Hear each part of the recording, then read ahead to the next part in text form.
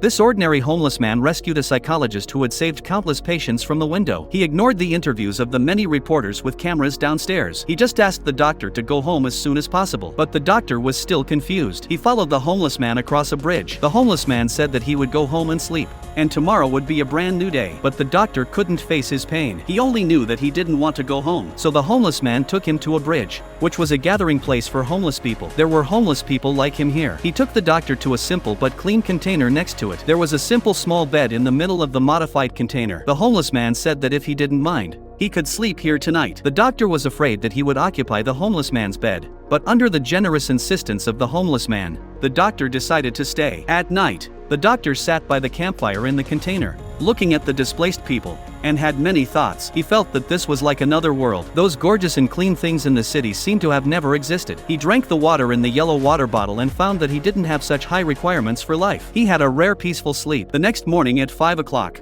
he was awakened by the first rays of morning light. The tramp greeted him and gently told him that yesterday was gone. Today had just begun and he could do whatever he wanted. The first thing the doctor thought of was to eat. The tramp took him to buy breakfast, and on the way they passed a newsstand. The newspaper headlines hanging inside were all photos of the doctor. His incident yesterday attracted a lot of attention, and the doctor was desperate again. He was about to lose his job, and no one would look for a psychiatrist who only wanted to escape from pain. His career was over, and his life was over. He felt the despair of life again. So the tramp took him to a gorgeous funeral, and the crying of the deceased's relatives and friends surrounded the whole house. The doctor also saw tears of despair on the face of the deceased son. The tramp asked him if this was the peace he wanted,